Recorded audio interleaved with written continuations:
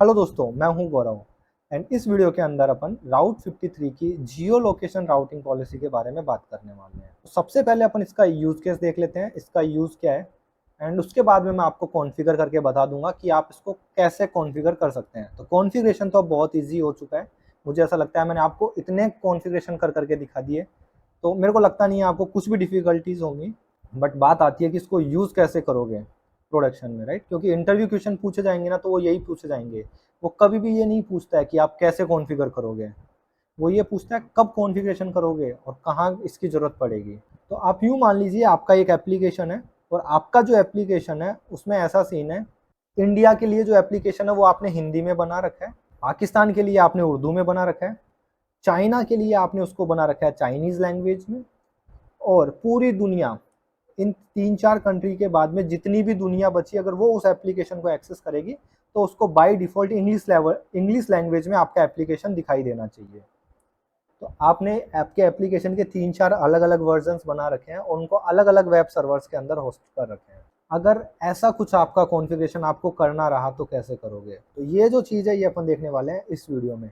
तो चलिए स्टार्ट करते हैं, ठीक है? तो अब मुझे क्या कॉन्फ़िगरेशन करना है कि अगर कोई भी बंदा इंडिया से रिक्वेस्ट कर रहा है तो उसकी रिक्वेस्ट इस वाले वेब सर्वर पे जानी चाहिए।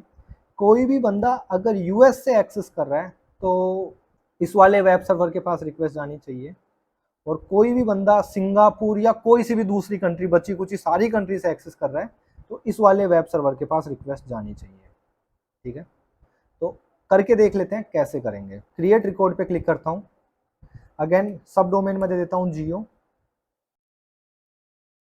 एंड यहाँ पे वैल्यू दे देते हैं सबसे पहले अपन सिंगापुर वाले की दे देते हैं। राउटिंग पॉलिसी कौन सी है अपनी? जियो लोकेशन वाली। अगेन यहाँ पे मैं टाइम टीटीएल केवल 3 सेकंड का दे रहा हूँ। लोकेशन आपको सिलेक्ट करनी है, तो आप देखिए 215, तो 215 जो है ये यूएस, राइट?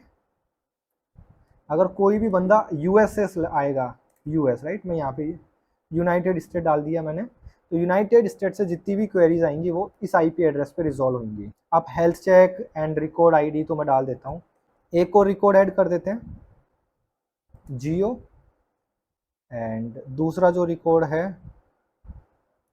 अपन इंडिया का डाल देते हैं, right? 3 second, and again Jio location आपने सेलेक्ट किया एंड यहाँ पे आपको लोकेशन डालनी है इंडिया, और एक और रिकॉर्ड ऐड कर देते हैं। अब बचा हुआ है अपना ये सर्वर, मतलब पूरी दुनिया अगर कहीं से भी इसको एक्सेस करेगी तो बाय डिफ़ॉल्ट ये जाएगा, और अगर इंडिया से कोई सिलेक्ट कर रहा है तो ये जाएगा, और यूएस से कोई सिलेक्ट कर रहा है तो ये जाएगा। एंड यहाँ पे आपको जियो लोकेशन, एंड ये सबसे इम्पोर्टेंट चीज़ है जो आपको ध्यान रखनी है, लोकेशन आप यहाँ पे क्या डालोगे? यहाँ पे आपको डिफ़ॉल्ट लोकेशन डालनी है। ये लोकेशन डालना कभी भी मत भूलना, नहीं तो होगा क्या कि इंडिया के केस में यूज़र को रेस्पॉन्स मिल जाएगा, यूनाइटेड स्टेट के केस में यूज़र को रेस्पॉन्स मिल जाएगा, बट कोई बंदा ऐसा है जो पाकिस्तान, नेपाल, बांग्लादेश या फिर चाइना से है, वो एक्सेस करने का ट्राई करेगा तो क्या होगा? उसको कुछ भी रेस्पॉन्स नहीं मिलेगा। बट अगर आपने डिफ़ॉल्ट डाल दिया, मतलब क्या, पूरा जो बचे कुछ हैं उनको ये रेस्पॉन्स मिलने वाला है। हेल्थ चेक आप कॉन्फ़िगर कर सकते हैं, एंड मैं यहाँ पे नाम वैसे ही डिफ़ॉल्ट दे देता हूँ, एंड क्रिएट रिकॉर्ड पे मैंने क्लिक किया, ठीक है? आपके रिकॉर्ड्स ऐड हो चुके हैं, आप यहाँ पे देख सकते हैं। ये रहे जियो लोकेशंस के, राइट?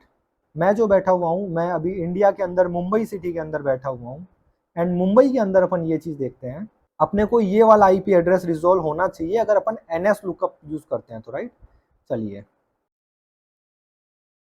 एंड एंटर, एंड अभी आप देखिए 243 ये वही आईपी एड्रेस है जो यहाँ पे है।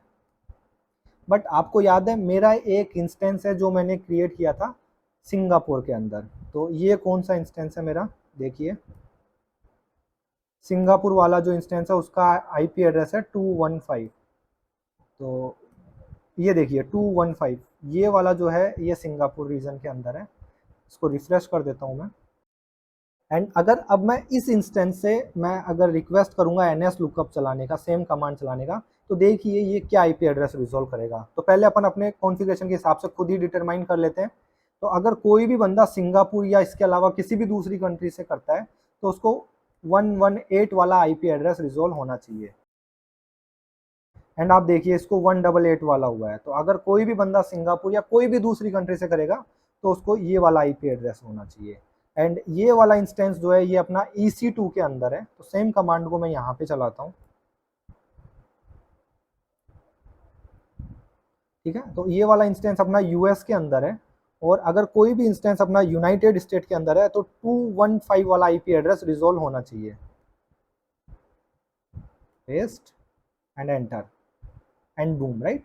तो आप अलग अलग कंट्रीज के लिए आप डीएनएस को कॉन्फ़िगर कर सकते हो कि अगर इस कंट्री से मेरे को कोई भी रिक्वेस्ट आ रही है तो उसको ये वाला आईपी एड्रेस देना है, ठीक है। तो आप कॉन्फ़िगर कर सकते हो अलग अलग कंट्री के लिए। अगर आपने आपका एप्लीकेशन अलग अलग कंट्री के लिए आपने स्पेसिफिक एप्लीकेशंस बना रखे हैं तो वहाँ पे ये राउटिंग पॉलिसी आपको बहुत ज़्यादा यूज़ आ सकती है, ठीक है दोस्तों। तो इस वीडियो के अंदर इतना ही। अगले वीडियो के अंदर अपन देखने वाले हैं लेटेंसी बेस्ड राउटिंग के बारे में, ये क्या होती है और कैसे इसको अपन यूज़ कर सकते हैं। ये जो चीज़ है ये अपन देखने वाले हैं अगले वीडियो में। तो दोस्तों इस वीडियो में इतना ही, मिलते हैं अगले वीडियो में, बाय बाय।